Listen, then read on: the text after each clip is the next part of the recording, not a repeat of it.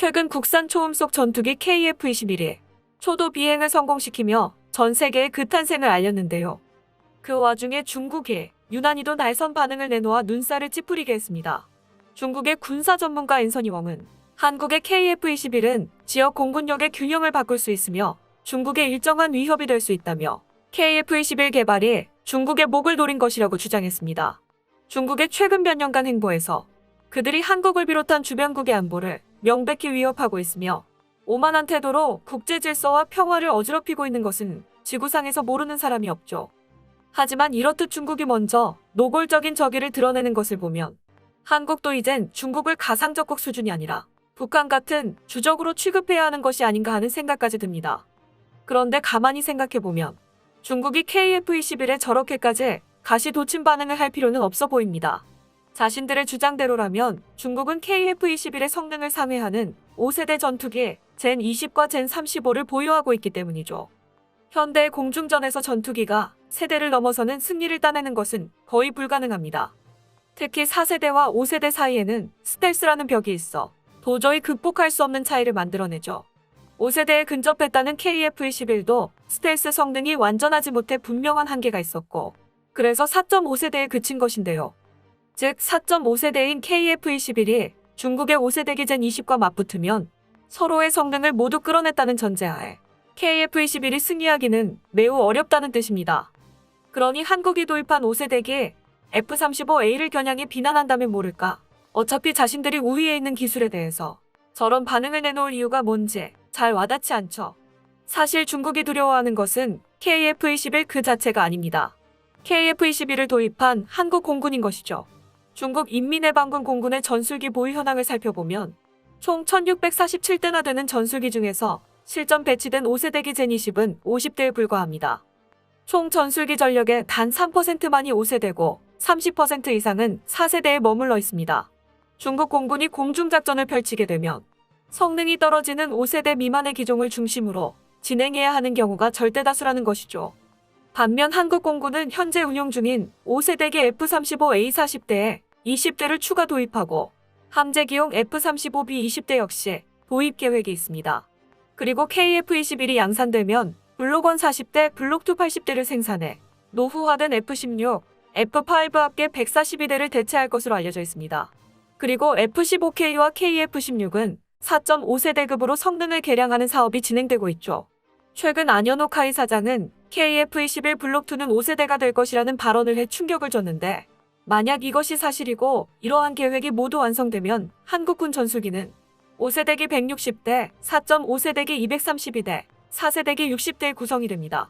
전체 전력의 무려 86%가 4.5세대 이상, 35%가 5세대로 이루어지게 되는 겁니다. 4배에 가까운 중국의 수적 우위는 어차피 한 번에 띄울 수 있는 비행기의 수가 한정되어 있기 때문에 의미가 없죠. 유일한 자랑거리인 물량으로 밀어붙일 수 없는 상황에서 KF-21이 실전 배치되면 중국은 한국을 상대로 공군력의 기술적 우위를 완전히 잃어버리게 되는 것입니다.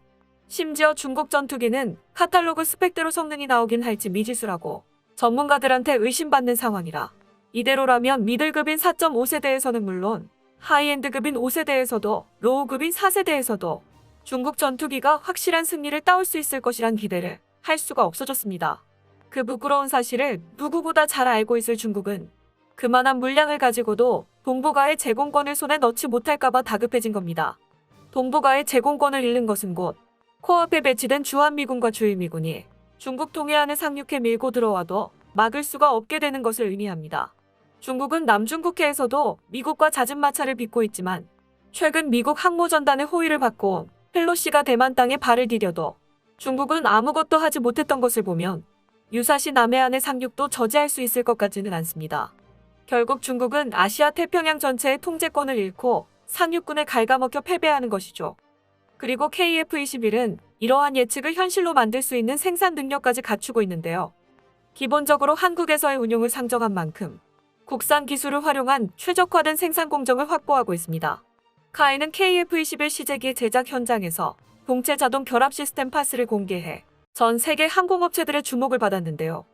비행기 조립에 있어 가장 중요한 단계가 바로 동체를 조립하는 과정입니다. 과거에는 기체를 유압장치 위에 올려 조립했었지만 난이도가 높은 작업이었고 오차 없이 정렬되었는지도 쉽게 파악할 수 없었습니다. 파스는 이름 그대로 기수와 중앙동체, 후방동체 크게 세 부분으로 나누어진 기체의 주요 부분을 조금의 휘어짐도 없이 자동으로 맞춰주는 시스템입니다. 구조물을 이동시키는 첫 단계부터 조립을 완료할 때까지 컴퓨터의 계산에 따라 정확하게 진행되어 최종적으로는 정밀 오차율이 1000분의 1인치에 지나지 않을 만큼 정밀하게 조립할 수 있게 됩니다. 파스는 과거 T-50 양산에 처음 도입되었고 국산 헬기인 KUH-1 수리온의 생산에도 적용된 바 있습니다. 이번 KF-21의 생산에도 적용된 파스는 이전의 경험을 토대로 더욱 발전시킨 모델이죠. 이렇듯카이는 생산 기체 각각에 완전히 최적화된 생산 공정을 갖추고 있습니다. 더욱 희망적인 것은 최근 한국이 폴란드와의 방산 빅딜로 세계 5위권 무기 수출국이 됨에 따라 한국 무기에 대한 수요가 늘어나고 있다는 것입니다. 전투기와 같은 기술 집약적인 초고가품은 생산량이 많지 않아 단가를 낮추기가 쉽지 않은데 수요가 늘어나면 생산량도 점점 늘어나 규모의 경제를 적용받게 되어 더욱 싼 값에 만들 수 있게 됩니다. 이번에 FA-50을 사간 폴란드도 KF-21 사업을 예의주시하고 있다고 밝혔고 카이 역시 KF-21의 블록2부터는 인니가 아닌 다른 나라와 협력할 수 있으며 폴란드도 그 후보라고 밝혔죠. FA-50을 사간 국가가 한둘이 아닌 만큼 이들 역시 추후 KF-21의 잠재 고객입니다. KF-21이 배치되고 성능이 증명되면 무기를 자체 생산할 능력이 없는 많은 나라가 주력 미들로우급 전투기로 KF-21을 선택할 가능성이 큽니다. 그리고 이것이야말로 중국이 절대로 따라할 수 없는 부분인데요. 중국산 무기는 해외에서 인기가 전혀 없기 때문입니다.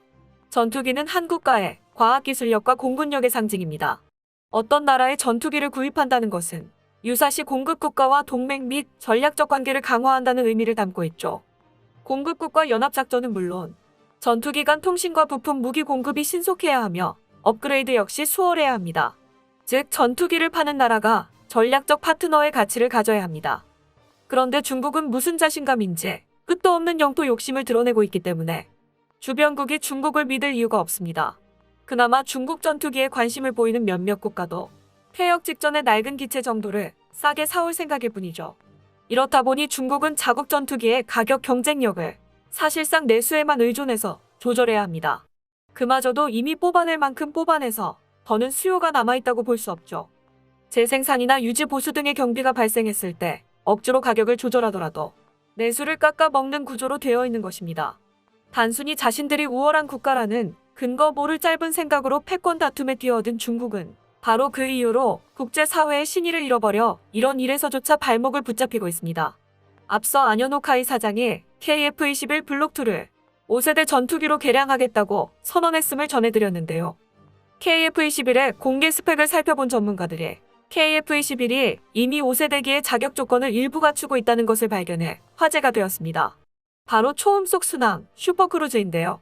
슈퍼크루즈는 항공기가 초음속을 유지하면서 애프터버너를 사용하지 않는 기술입니다. 애프터버너는 엔진 후방에서 더 많은 연료를 태워 전투기의 추력을 순간적으로 극대화하는데 빠르게 최고 속도에 도달할 수 있는 장점이 있지만 후미에 생기는 특유의 불기둥이 레이더 신호를 반사하고 적외선 신호도 만들어낸다는 단점이 있습니다. 즉 스텔스 성능에 영향을 준다는 것이죠. 내부 무장창을 탑재해 기체 자체로는 완전한 스텔스 성능을 확보한 기체라도 애프터버너를 켠 채로 비행하는 동안에는 레이더를 피할 수 없습니다. 그래서 레이더에서 완전히 몸을 감춘 채로 비행하려면 애프터버너가 주는 추력을 포기해야 합니다. 슈퍼크루즈는 이렇게 애프터버너를 껐을 때도 초음속 비행을 유지하는 것으로 엔진 성능과 기체 설계가 어우러져야만 구현할 수 있는 영역이죠. 작전 공역에서 완전한 스텔스를 유지하면서 초음속 순항을 할 수 있다는 것은 눈먼 적을 우월한 속도와 에너지 우위로 유린할 수 있다는 의미로 5세대 전투기의 공중 지배력을 실현하는 중요한 조건인데요. 이 슈퍼크루즈 성능은 현존 최고의 전투기들도 전부 가지지는 못한 성능으로 아무 조건 없이 기본 성능으로 슈퍼크루징이 가능한 것은 F-22뿐이고 유로파이터 라팔, 수호이 57은 매우 제한적으로 가능, 젠-20은 현재로선 아예 불가능해서 차후 업그레이드를 통해 습득할 예정. F-35는 중력을 활용한 하강 비행일 때만 아슬아슬하게 마하 1을 넘길 수 있다고 합니다. 그런데 전문가들이 KF-21의 인면 하중과 추중비를 다른 전투기와 비교한 결과 KF-21이 F-22에 가장 근접해 슈퍼크루즈 역시 무리 없이 가능할 것이라고 분석했는데요. 이는 KF-21이 차후 개량해서 내부 무장착만 실현한다면 완벽한 스텔스 성능을 확보할 수 있다는 것이고, 5세대기로 탈바꿈하는 가장 큰 기술적 문턱을 이미 넘어서 있다는 의미였죠. 안현호 카이 사장의 블록2 5세대 발언은 상당히 충격적이었지만 미는 구속이 아예 없는 건 아니었던 것입니다. 한때 제대로 된 비행기 하나, 배 한 척이 없어 한이 맺혔던 한국은 이제는 공산권 전체를 에워싸고 칼끝을 겨누는 민주주의의 변기창으로 변모했습니다. 앞으로도 한국의 무기가 자유와 평화를 수호하는 역할을 할 수 있기를 기원해봅니다. 끝까지 시청해주셔서 감사합니다. 도움이 되셨다면 좋아요를, 다른 이야기도 궁금하시면 구독을 눌러주세요.